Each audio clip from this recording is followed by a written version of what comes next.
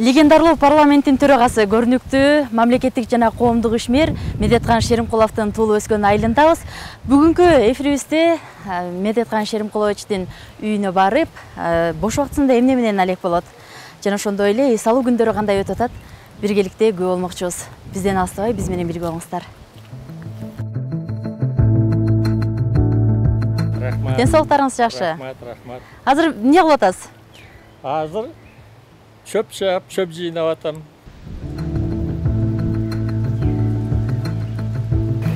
Бир 1990 жылы ушул азыр көргөзөм сиздерге үйүм салына баштаган болчу. Ушул короонун пайда болгонуна 30 жыл болду. Мурда 1975 жылы мынау тоо көчүп, ушул жерде бир нече үйлөр бар эле, ошолор баягы көчкүнүн алдында калган. Анан алар жыламыш суусунун ар жагына чыгып кетип, ошо 75 жылдан 90 жылга чейин 15 жыл бул жер жөн эле жаткан жер болчу. Анан менин уулум ошол жерде 10 жылдык мектеп бар. Мектепке мугалим болуп, завуч болуп 3 жыл иштеди. Ошол жерден участок бөлдүрүп алып, анан кийин үй салып, бак тарактарды отургузуп, өздөштүрө баштаган нерсе. Ошол бүгүнкү биздин берүүбүздө сиздин бир күндүк жашооңуз менен эмне менен алек болуп атасыз, эс алуу күндөрүңүз кандай өтүп атат, телекөрүүчүлөргө тааныштыралы деп келип калдык. Рахмат келгениңерге. Кийинки көп жылдын ичинде мен ушул өзүмдүн үйүмдө, Жыламыш айылындагы үйүмдө 3 айга жакын боло элек экенмин. Мына карантинге байланыштуу коронавирус деп баягы токтотуулар, чектөөлөр болгондон кийин март айынын 27-синен баштап бүгүнкү күнгө чейин негизи ушул жердемин.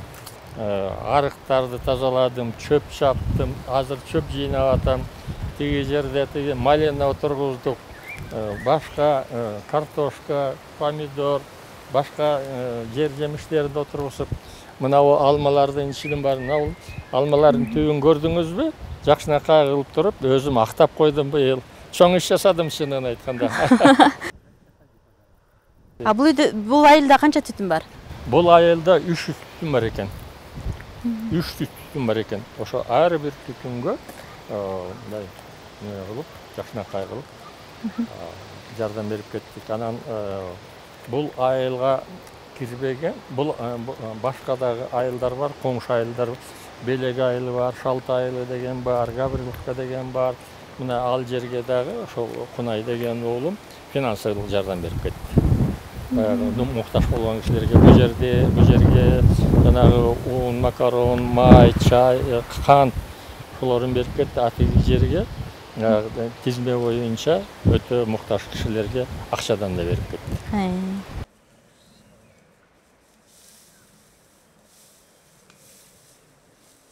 Каарманыбыз 80 жашка чыгып калса дагы шайдоот кыймылдап, эртеден кечке коро жайды тейлеп, багбанчылык менен алектенип келет. Таштак жерди жашылдандырыш үчүн көптөгөн мээнет, аракеттер жумшалгандыгын айтат.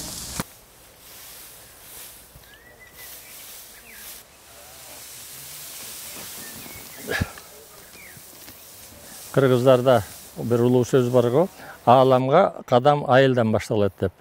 Мен ошо айтар элем, бардык Кыргызстандын жарандарына, улууларына да, кишилерине да баарыбыздын төрөлгөн, баарыбыздын киндик каныбыз чыккан жер бар. Ошол жер өзүбүздүн кичимекенибизди биз дайыма сыйлашыбыз керек. Ошол жерди урматташыбыз керек, колубуздан келген жардамыбызды беришибиз керек. Ошол төрөлгөн жерибизге анан элге барып, тууган тушкандар менен жолугуп, жакшылыгына катышып, кыйынчылыктар болсага дагы колдон келген жардам көрсөтүп жүрүш биздин парызыбыз болот. Өзгөчө мен ошо жаштарга айтар элем, эч убакта өзүңөрдүн кичимекениңерди унутпагыла. Тагдыр ушундай болуп калды, тарых ушундай болуп калды, бүгүнкү биздин чындыгыбыз ушундай болуп калды. Жүздөгөн, миңдеген, миллиондон ашык биздин өзгөчө жаштарыбыз башка мамлекеттерде, башка жерлерде иштеп жүрүп атышат. Бирок ошолор дагы кайсы жерде болбосун өзүнүн элин, өзүнүн мамлекетин, өзүнүн киши мекенин сөз сагынбай койбойт. Эч убакта Кыргызстан өзүңөрдүн мекениңер эсиңерден кетпесин. Ушул айылга мен колумдан келген жардамды берип келген кишимин. Азыр мына менин балдарым колунан келген жардамдарын берип жатат. Менин кичүү уулум Кунай деген уулум дагы ушул жерде бир спорт зал салып жатат. Айылдын тургундарына өткөндө карантиндин убагында ар бир үйгө гуманитардык жардам берип кетти. Un, макарон, кант, чай, май жана башкаларынан. Колубуздан келишинче элге өзгөчө биздин иштеп жаткан жаштарыбыз колубуздан келишинче элге бүгүнкү мындай кыйын мезгил болуп турганда, оор мезгил болуп турганда бирибиз колдоп жардам берип кетишибиз керек. Кыргыз эли кылымдар бою жашап келе жаткан өзгөчөлүгүнүн эң бири канчалык оор заман болбосун, канчалык кыйын заман болбосун, эч убакта бирине бири жардам бербей койгон эмес.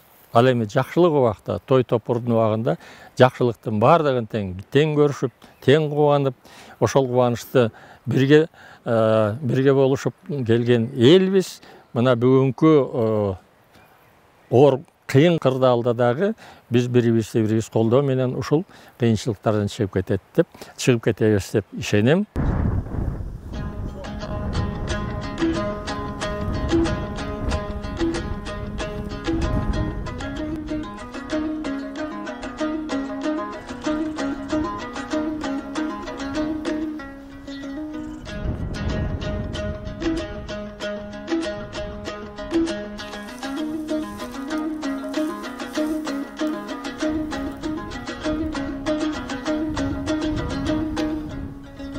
Медеткан Шеримкулов Кыргызстандын саясий айдыңындагы эң таанымал саясатчылардын бири катары 20 жана 21 кылымдарда эгемен Кыргыз Республикасынын түптөлүшүнө, калыптанып өнүгүшүнө олуттуу салым кошкон инсан. Мына чындыгын айтканда 1971 жылы Борбордук комитетке кирип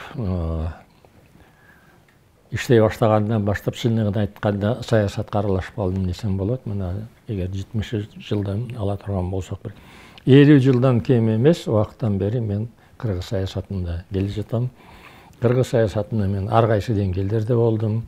Жөнөкөй ошо Борбордук комитеттин жооптуу кызматкеринен баштап Кыргыз Республикасынын жогорку кеңешинин төрагасына чейин жеттим. Анын ортосунда көп партиялык баскычтарды өттүм. 1989 жылы менин инициатива менен мен өзүм башкарган комиссия түзүлүп, январь айында Борбордук комитеттин чечими чыгып, кыргыз тилине мамлекеттик тил деген статус берүү жөнүндө закон иштеп чыгууга ошо комиссияны мен өзүм башкарып калдым.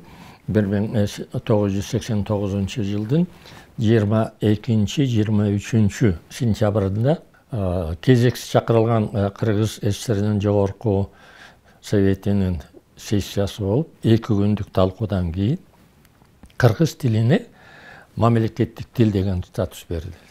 Мына бүгүнкү өзүбүз конституцияга киргизип, бардык жерлерде айтып, ушуну менен сыймыктанып жүргөн кыргыз тил жөнүндөгү кыргыз тилине мамлекеттик статус берүү жөнүндөгү мыйзам 1989 жылы менин жетекчилигим менен жогорку кеңештин сессиясында кабыл алынган. Ошол сессияда мен 1 саат доклад жасадым. 2 күн талкуу болду. Талкуудун аягында мен дагы жыйынтык сөз менен сүйлөп, андан кийин канчалык оор талкуулар болбосун, ошол кыргыз тилине мамлекеттик тил деген статусту берүүгө каршы чыккан депутаттар болбосун, бирок 2 күндүк кызуу талкуунун негизинде добушка келгенде 350 депутат бир добуштан кыргыз тилине мамлекеттик статус берилсин деген чечим кабыл алынган. Мынакей шайлоо алдында турабыз, анан айтсаңыз, ошо шайлоодо партияларга добуш берүүдө партиянын курамына көңүл буруш керекпи же алардын программасына көңүл буруш керекпи? Бизде кызык болуп калды. Биринчиден 200дөн ашык партияларыбыз бар. Шайлоого канчасы чыгат, канчасы калат эмне көрөбүз го. Бирок өткөндөгү шайлоодо бир 14-15 партиялар катышкан. Бул жолу дагы катышабыз дегендер көп болуп жүрөт. Партиялардын программасын карап, ошого көңүл буруп, ошону терең түшүнүп, мына партиянын программасы жакшы экен деген шайлоочулар жок эс. Шайлоочулар эмнеге көңүл бурат? Партиянын атына, партиянын лидери ким экендигине, анан партия качантан бери келе жаткан партия.